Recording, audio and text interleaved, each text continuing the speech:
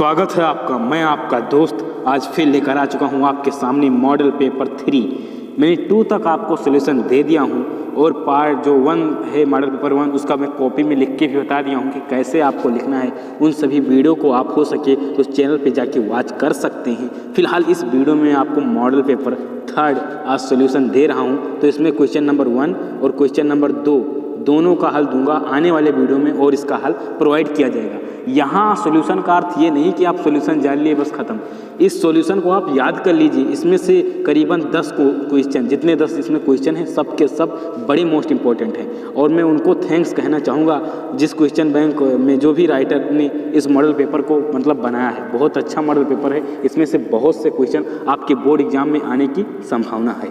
आइए देखते हैं क्वेश्चन नंबर 1 में क्या है। तो 1 में का नंबर है निंदा रस के निबंधकार हैं, मतलब निबंध के रचनाकार हैं। तो निंदा रस आपको पता है हरिशंकर परसाई जी का निबंध है, हरिशंकर परसाई। तो इसमें हरिशंकर परसाई वाला कौन ऑप्शन है? Second number. तो यही सही हो जाएगा।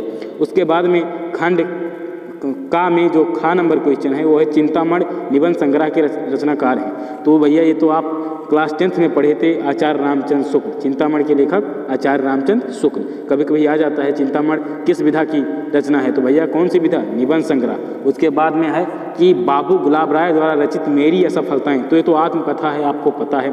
तो इसमें आत्मकथा कौन सा सही है? 3rd नंबर सही है और ये बहुत मोस्ट इंपॉर्टेंट क्वेश्चन है। उसके बाद में है कलम का सिपाही। तो आपको पता है अमृत राय की जीवनी है, 1st नंबर ऑप्शन सही है।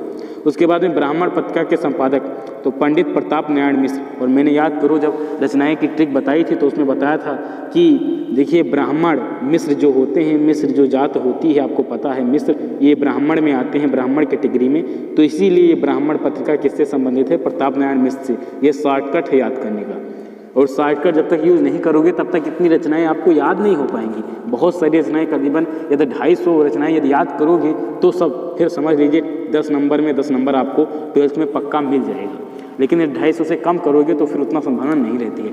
कम से कम 250 आपको याद करना पड़ेगा। तो वो सब चीज़ें ट्रिक से हो पाएंगी। यदि आप रटने का वैसे प्रयास करोगे ओवरऑल तो नहीं हो पाता है। ट्रिक जरूरी है। उसके बाद में 2 का आते हैं, देख लेते हैं।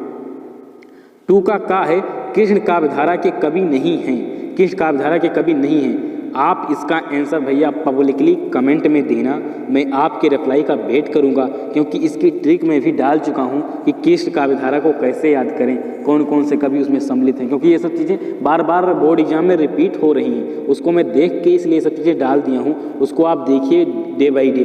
तो इसका आंसर मुझे कमेंट में चाहिए, मैं देखता हूँ आपको याद है या नहीं। उसके बाद में जो खा नंबर क्वेश्चन है वो है भारतीय ज्ञानपीठ पुरस्कार नहीं मिला। तो इसका आंसर क्या होगा आप बताइए? तो Maithili Sharan Gupt, 2nd number option सही है। मैथिली शरण गुप्त को ज्ञानपीठ पुरस्कार नहीं मिला। देखिए सुमित्रा नंदन पंत को चिदम्बरा पे मिला था, रामदयाल सिंह दिनकर को भी मिला है, महादेवी वर्मा को भी मिला है और किस किस रचना पे मिला है ये सब चीज़ें मैं आपको बता चुका हूँ। ग नंबर है रीत मुक्त काव्यधारा के कवि हैं। रीत मुक्त तो देखिए भूषण जो हैं ये रीतबद्ध हैं, बिहारी रीतबद्ध हैं, आचार्य केशवदत्त रीतबद्ध हैं। तो आपका जो सही ऑप्शन है वो है घनानंद। घनानंद रीतमुक्त काव्यधारा के कवि हैं। घ नंबर है हिंदी का प्राचीनतम महाकाव्य, मतलब प्राचीन का मतलब क्या होता है? पुराना।